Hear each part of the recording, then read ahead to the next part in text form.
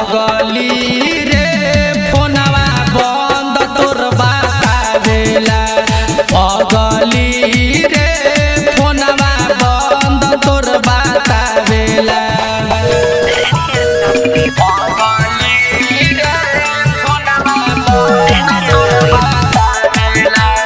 ज्योति recording studio घोड़ा सहन महादेवा।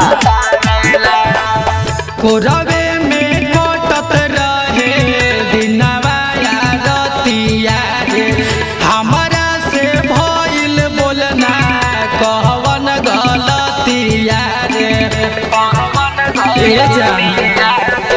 कोरवे में कटत रहे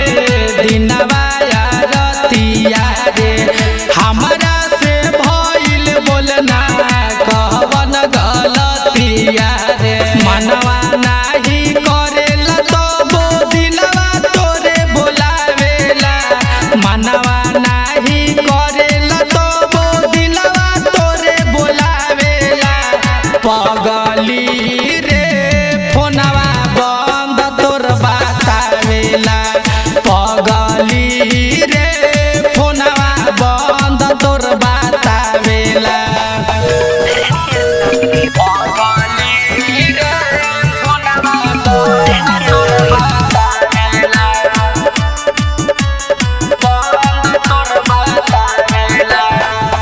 तोरा बिना जीतौ कैसे मनी मारा सालावा रे प्यार के नाम पर तू कही देलही छालावा रे जोड़े जो बेवफा तोरा बिना जीतौ कैसे मनी मारा सालावा रे प्यार के नाम पर तू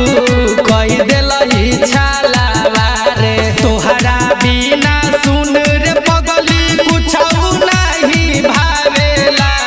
तोहरा बिना सुन रे पगली कुछौ नहीं भावेला